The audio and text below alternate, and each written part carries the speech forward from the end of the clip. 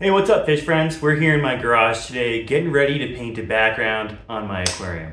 It's a super easy process, but there are some things that you should be aware of ahead of time so you can save yourself some money and time in the long run. Let's get started.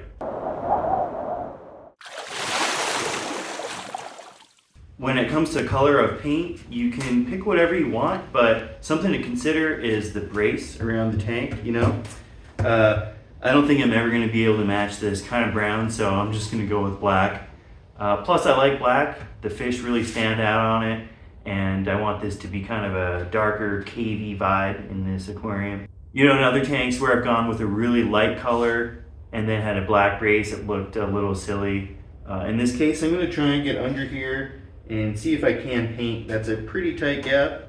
Now that I'm feeling it, I'm pretty sure I won't be able to. But if you can get under your brace, you can still paint under there. As for the materials, it's a pretty short list. You're going to need some rubbing alcohol. That's to clean the glass off. You want to make sure it's absolutely sparkling clean before you put any paint on it.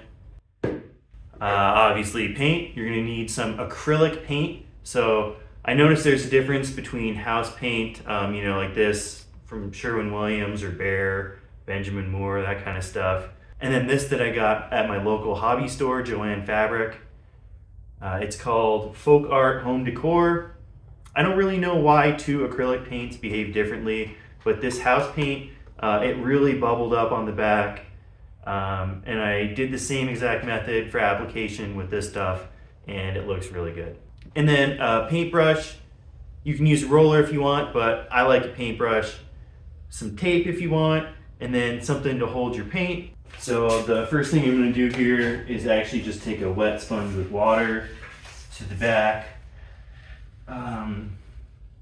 The rubbing alcohol is good for any really nitty gritty stuff that's stuck on there, or oils, or kind of gunky things. But physically dislodge anything first. It's a good idea to clean the inside as well, so you can enjoy watching the paint go on a clean surface. Alright, and now I'm going to clean this off with some rubbing alcohol. It's just 70% isopropyl, whatever you have laying around. Just going to dab it out on this. And then apply it really quick. You don't need a ton. That should get it sparkling clean. I'm going to apply some tape here along the bottom because I don't want to spill any, and I already know I'm a messy person. And then I'm also going to put a strip down on my stand. Some general tips for painting. Don't apply too much paint to the brush or roller, especially when you get up along the edges. Be gentle there. If you have a heavy brush and you're pushing it down, it's going to glob up around the side, and you're going to need to end up cleaning that up, which is not a huge deal. You can either wipe it up when it's wet, or you can come back with a razor blade after it's dried, and it comes off real easy. Make sure that you go in the same direction regardless of using a brush or roller.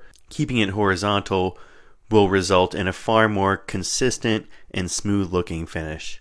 Lastly, try and get the paint on pretty quick because you want to avoid what's called flashing or striping or the halo effect.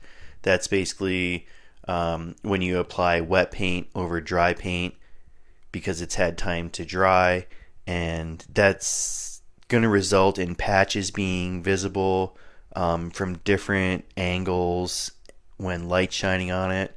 So just get the paint on quick and you don't have to worry about that.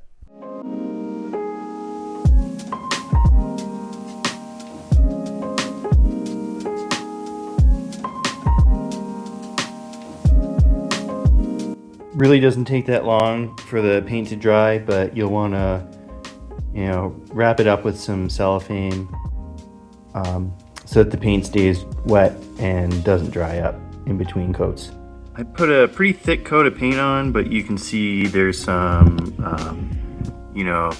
holes or streaks where the paint wasn't applied properly. So this will definitely need a second coat. Fan will really help with the dry time. It's only been a couple minutes, and as you can see, it's already started to dry off.